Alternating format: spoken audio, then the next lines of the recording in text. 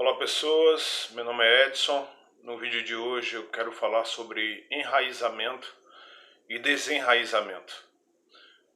Esse tema é um tema, eu diria, muito atual, porque ele trabalha com as dinâmicas da nossa própria existência e nos mostra um certo processo de desconstrução que é preciso acontecer para que nós possamos encontrar as nossas identidades perdidas no emaranhado de coisas que são sobrepostas sobre a nossa própria vida. E assim nós vamos aprendendo no dia a dia como enraizar-se e desenraizar-se. Esse processo, primeiramente chamado de enraizamento, fala muito da nossa existência e de como nós vivemos a nossa vida.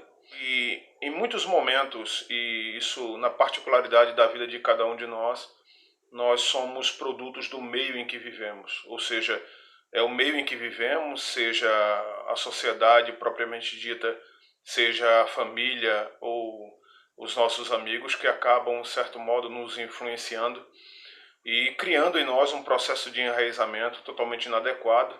E esse processo de enraizamento vai nos mostrar, criando aptidão vida fora, e assim vai delimitando quais são as nossas escolhas, quais são os nossos parâmetros, quais são as nossas formas de enxergar a vida.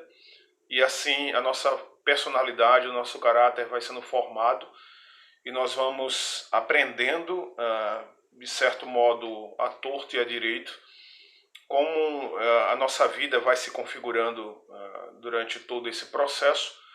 E quando chegamos a uma certa maturação com relação a esse processo de enraizamento, nós percebemos que, na verdade, aquilo que está moldado em nós não é aquilo que nós realmente queríamos para nós mesmos e não é aquilo que nós havíamos projetado para a nossa própria vida. Na verdade, nós acabamos nos tornando produto do nosso meio, no qual nós vivemos, e nos vemos, por assim dizer, forçados, né, a esse tipo de existência, porque o meio em que nós vivíamos, a nossa família, os nossos amigos acabaram nos ditando aquilo que nós deveríamos ser.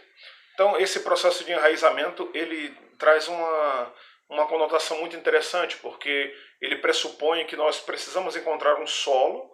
Esse solo precisa ser minimamente trabalhado para que haja o nosso processo de adequação a esse lugar, a esse espaço, a esse solo, que é a vida.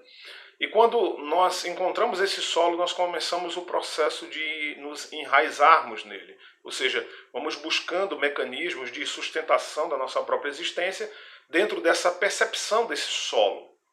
O grande problema e o grande dilema que nos é imposto vida fora, seja por influência da sociedade ou seja por influência da família e dos amigos, é que em muitas ocasiões nós não encontramos um solo que seja fértil para que o nosso processo de enraizamento consiga fincar raízes em um solo bom, que consiga produzir a seu tempo uma identidade e uma personalidade qualitativa para cada um de nós. Esse é o grande problema do nosso processo de enraizamento. Quase sempre nós somos legados a situações e a percepções que fogem à nossa capacidade e à nossa interação e fogem ao nosso gosto. Na verdade, é uma identidade que é colocada sobre nós, autoimposta. Somos nós mesmos que aceitamos os mecanismos de tolimento social, feito seja pela sociedade, pela família ou pelos amigos, e acabamos nesse processo perdendo a nossa própria identidade. E nessa perda de identidade que nós sofremos, nós acabamos colocando as nossas raízes em um solo infértil. E esse solo infértil, ele não produz vida para cada um de nós. E nós vamos morrendo vida afora o tempo inteiro, fazendo escolhas, assinando contratos, fazendo conchavos com coisas e com pessoas que nós sequer quereríamos em outro tempo que estivesse na nossa vida.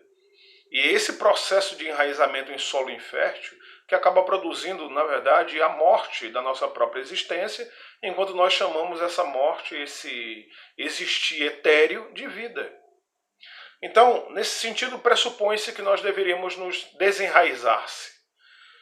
eu aprendi a duras penas o processo de desenraizamento. Quando eu li pela primeira vez o Êxodo, no capítulo 20, versículo 12, eu fiquei muito pensativo sobre que significado aquele mandamento de honrar pai e mãe tinha para mim. Eu pensava a priori que honrar pai e mãe pressupunha um processo de enraizamento, porque uma vez que eu estava no seio da minha família, né, no ambiente familiar, consequentemente, honrar pai e mãe seria mediar as ações, o dia a dia de vivência dentro daquele espaço, olhar para pai e para mãe e enxergar nele os exemplos da vida e então me projetar vida afora através dos exemplos que eles mesmos estavam me dando e, consequentemente, assumir para mim mesmo um processo de enraizamento. Foi então que eu percebi na leitura do livro do Êxodo, no 20 e no versículo de número 12, que aquele mandamento ele pedia um pouco mais de mim e de quem quer que leia esse texto e que o entenda, do que apenas um processo de enraizamento. Porque o pressuposto da leitura diz o seguinte: honra teu pai e a tua mãe, e aí sim você tem um processo de enraizamento, né? Honrar pai e mãe, no sentido do texto, como se fosse o solo. E esse solo como se fosse um solo fértil, onde você deve, através do exemplo de honrar pai e mãe, fincar as suas raízes. E esse mandamento vem acompanhado de uma promessa, né? Honrar pai e mãe com o sentido de que os teus dias na terra sejam prolongados, ou seja, de modo que você, honrando pai e mãe, também nos chamava para o desenraizamento. Porque apenas honrar pai e mãe, qualquer homenagem em vida ou em morte, ou de apenas você cuidar do seu pai e da sua mãe, ou de apenas você elocubrar os preceitos que os pais e as mães nos dão todos os dias, para que a gente pudesse nos tornar pessoas melhores na vida. Então, esse processo logo é concebido como um processo de enraizamento. Mas honrar pai e mãe, para que se prolongue os seus dias na terra, ou seja, para que os seus dias sejam mais viçosos, para que haja uma gama maior de percepção na sua própria vida, para que você seja o próprio construtor da sua identidade. Foi aí que, lendo esse texto novamente, eu percebi que honrar pai e mãe, na verdade, era nós melhorarmos foram os nossos pais e as nossas mães em nós mesmos. E por isso fica subentendido o sentido de desenraizamento. Porque enquanto eu apenas tenho na minha memória e na minha percepção o processo de que o meu pai e a minha mãe são os solos férteis, aonde eu posso fincar as minhas raízes, mas não consigo prolongar a minha vida, eu não consigo achar as percepções sensoriais, cognitivas que possam me antenar com a própria vida, ou seja, melhorar quem foi o meu pai e a minha mãe em mim mesmo, pressupõe que eu preciso não apenas ter o meu enraizamento nessa estrutura primal, que é o exemplo do pai e da mãe, a vivência familiar, mas sim que eu também deveria crescer que eu deveria criar o meu próprio tronco, a minha própria existência, a minha própria árvore da vida, e que essa precisava crescer, e ela só cresce se eu pegar esse exemplo desse solo fértil, onde o enraizamento da percepção do que é honrar pai e mãe, melhorar quem foi o meu pai e a minha mãe em mim mesmo, pressupõe que eu mesmo preciso de crescimento e seguimento a essa árvore da vida que sou eu. E essa árvore da vida precisa crescer, ela precisa largar a sua estrutura, ela precisa ter força para suportar os reveses da vida, ela precisa crescer, ela precisa ter copa, ela precisa ter folhas, ela precisa sombrear a vida daqueles que estão sob um sol escaldante da existência, ela precisa proteger. Nós precisamos encontrar mecanismos de sustentação que viabilizem a nossa própria estrutura de vida, ou seja, nós precisamos plantar nesse solo fértil, nesse exemplo do que é pai e mãe, e de honrar pai e mãe, e de melhorar quem foi o nosso pai e a nossa mãe nós mesmos, para aí sim construirmos a nossa própria árvore da vida. E não que a nossa árvore da vida tenha sido construída através das percepções sensoriais de quem quer que seja da sociedade, seja da família, seja dos amigos. E fazendo isso, nós iniciamos o nosso próprio desenraizamento. E esse desenraizamento pressupõe que a nossa vida agora será pautada pelos pressupostos que nós mesmos construímos. Nós mesmos plantamos essa árvore da vida nesse solo fértil, que é o exemplo de melhorarmos quem foi o nosso pai, a nossa mãe e nós mesmos. E uma vez que esse processo se inicia, ele não tem volta. E uma vez que ele vai crescendo, e vai amadurecendo, e vai maturando, e vai criando vício, e vai criando vida, e vai sugando as estruturas, potencialidades que há embaixo desse solo fértil, que é esse exemplo maior da vida, nós conseguimos nos estruturar, nós conseguimos encontrar o nosso norte, nós conseguimos encontrar os vieses que constroem a nossa própria identidade e a nossa própria vida. Esse é o processo de desenraizamento. Desenraizar-se é você encontrar a sua própria identidade, perdida em você mesmo. Encontrada a duras custas. E aí não importa os exemplos de abandono de pais ou de abandono de mães com relação aos filhos.